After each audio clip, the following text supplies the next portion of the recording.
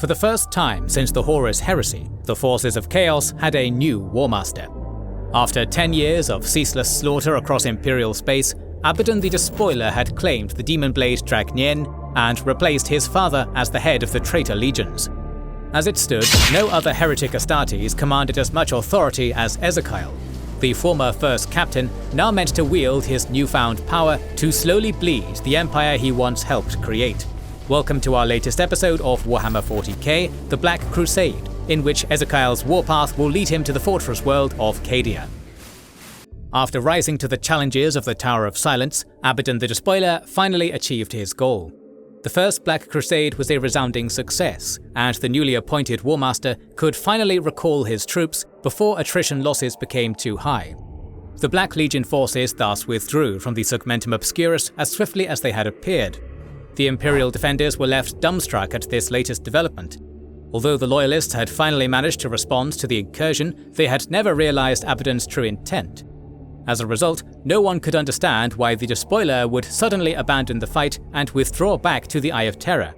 Imperial propaganda immediately took charge of the situation. The unexplained Chaos withdrawal was painted as a shameful rout, brought about by the might of the Emperor's inexhaustible armies. The truth of the matter would not be made clear for another 10,000 years. For his part, Abaddon couldn't have been more pleased. The Long War proved to be a far more promising way to topple the Imperium than Horus's conventional invasion. The Despoiler thus began immediate preparations for his next Black Crusades. Each would follow a similar pattern, a lightning strike of unimaginable violence to cover a hidden objective that would bear fruit millennia later. The next major incursion would occur 816 years after the First Battle of Cadia. The Imperium, however, had finally realized the threat posed by the traitor legions. The High Lords of Terror had decreed that the forces of Chaos would never again threaten the Emperor's realm. A mighty bastion would be created all around the Eye of Terror to stop any future Black Crusade dead in its tracks. Dozens of worlds all across Segmentum Obscurus were thus fortified, creating a layered defense system that no foe could breach. If one world fell, many more would stand between the enemy and the throne world. The linchpin of this defensive network was the world of Cadia. It was around this previously unimportant world that Sigismund had perished in his attempt to hinder Abaddon's first Black Crusade. Imperial strategists quickly realized the reason behind the late High Marshal's choice of battlefield. Cadia stood in the center of the only stable corridor leading out of the Eye of Terror. Any force emerging from the Imperium would inevitably have to cross through Cadian space. In the centuries since the first incursion, Cadia had been transformed into the greatest fortress world in the entire Imperium. Its defenses were second only to Holy Terror or Mars. Mighty bastions, called casas, now dotted its landscape, and a militaristic society of proud warriors was created to garrison the Emperor's first line of defense against the encroaching darkness. Thus were the Cadian shock troops born. Though other regiments would distinguish themselves in their service to the God Emperor of mankind, none would ever match the flexibility of the Cadians. Every child born in the fortress world would be taught how to fight before anything else. It was said that any Cadian child who could not field strip a lasgun by the age of 10 was born on the wrong planet. No other world in the history of the Imperium would ever be so exposed to the ruinous powers. While other war-torn planets, such as Armageddon, would have to repel the relatively straightforward threats of Xenos, the Cadians would be regularly set against demons, space marines, and all manner of warp monstrosities. For more than 10,000 years, Cadian defiance would inspire the servants of the Emperor across his vast realm. Besides mighty Cadia, other worlds stood out in the Emperor's newly created Bulwark. The fortress on Nemesis Tessera was the second largest in the sector, and the gargantuan orbital shipyards at Bellis Corona ensured that the Imperium would be able to respond to a second incursion much faster than it did during the first Black Crusade. The Imperium had made good use of its time. Had he lived, Sigismund would have approved to see the servants of the Master of Mankind finally heed his advice. Unfortunately, both sides of the war had learned their lessons from the first Black Crusade. Abaddon had honed his strategies to perfection, carefully selecting the stratagems that had met with success, while discarding those that ended in failure. With the help of Drach'nyen, he had also consolidated his power over much of the forces of Chaos. His armies would now be even larger, better equipped, and more organized than before. In 597 of the 32nd millennium, the Second Black Crusade emerged from the Eye. Abaddon aimed to test the Imperial defences and prod for any potential weaknesses he could exploit in a future crusade. The invasion began with a massive assault upon Cadia itself. Millions of heretics, demons, warp engines, and all manner of hellish creations were hurled at the fortress world. Imperial propaganda would paint the siege as the main part of the war, yet as far as Abaddon was concerned, Cadia was not the principal objective. While the bulk of his forces besieged the Cadia castles, smaller hosts were dispatched to circumvent the planet and strike at the rest of the Segmentum Obscurus. Abaddon knew he stood little chance of breaking through the sector's ring of fortifications, but he could severely weaken the Imperial defences by striking at Bellis Corona and Nemesis Tessera. Mighty though they were, both worlds were significantly softer targets than Cadia itself. Abaddon thus left command of the siege to his subordinates, while he led one of the smaller armies.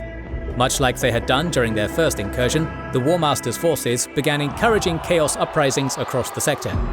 Warp cults that had remained dormant for centuries sprang from the shadows, ready to take control of their respective worlds in bloody coups.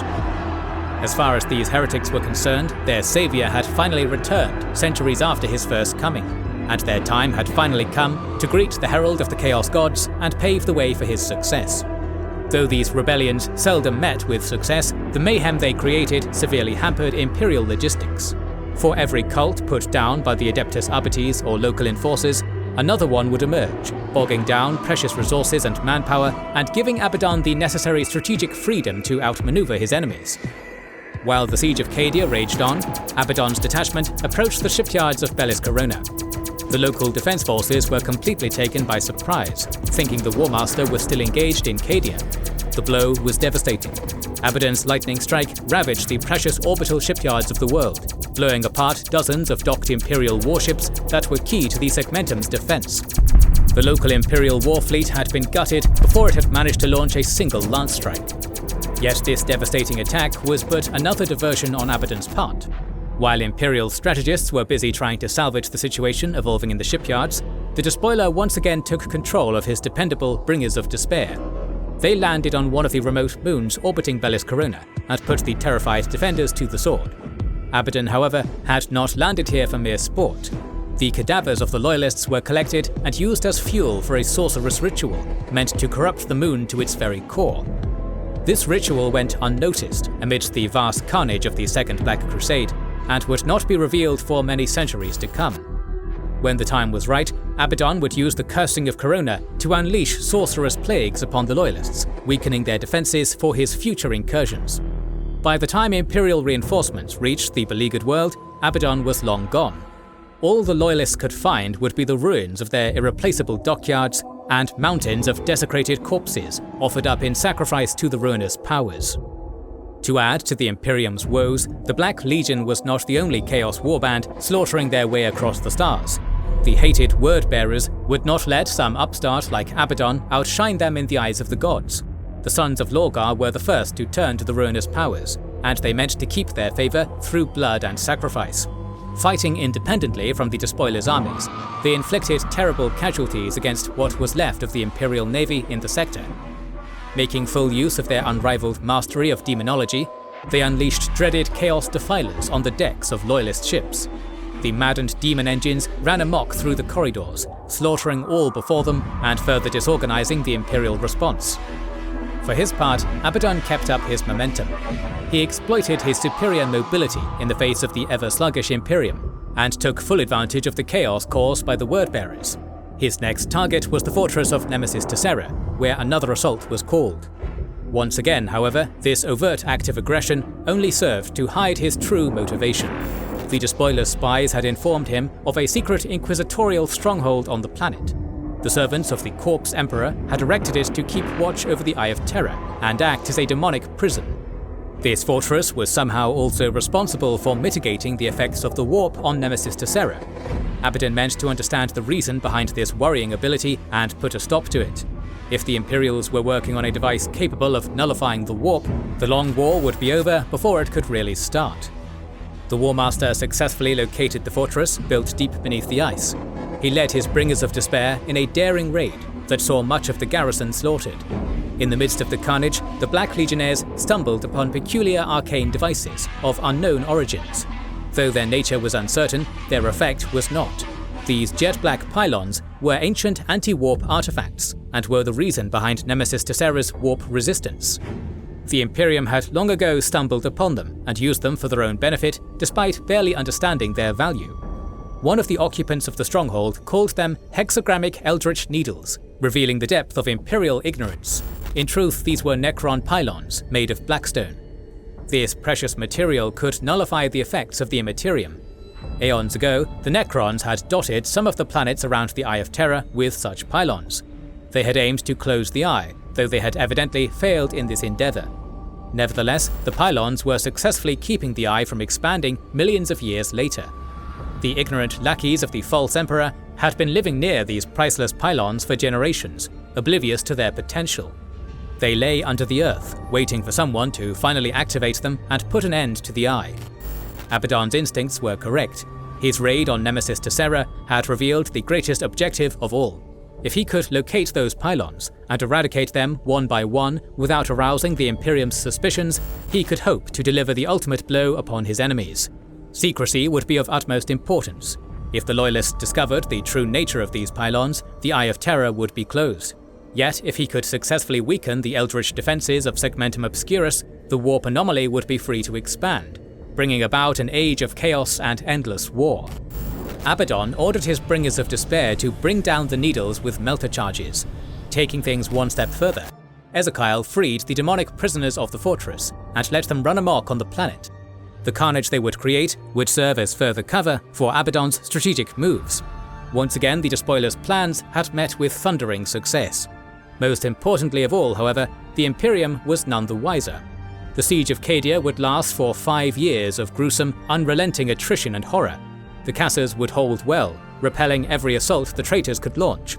Meanwhile, across the Segmentum, the maze of fortifications would successfully repel the worst of the Chaos forces. As far as the Loyalists were concerned, victory belonged to them. The enemy had not managed to threaten Holy Terror and had been sent scurrying back to the warp, thanks to the might of Cadia's walls. Abaddon was not about to let his enemies know the error of their ways. Despite his reputation, the Warmaster was a patient man. If he had to wait 10,000 years for his plans to reach their fruition, he was more than happy to bide his time. In the meantime, the lackeys of the false emperor could celebrate their hollow victories. Slowly but surely, the Despoiler would chip away at the clay feet of the Imperial Colossus. When the entire rotten edifice would finally come crashing down, when the Loyalist dogs would choke on their cries of victory, when they would finally understand the purpose of the Black Crusades, Abaddon would be there to walk on the ashes. In the next episode of this series, we will talk about the 3rd and 4th Black Crusades. If you don't want to miss that, make sure you are subscribed and have pressed the bell button. Please consider liking, commenting and sharing, it helps immensely. Our videos would be impossible without our kind patrons and YouTube channel members, whose ranks you can join via the links in the description to know our schedule, get early access to our videos, access our Discord, and much more. This is the Wizards and Warriors channel, and we will catch you on the next one.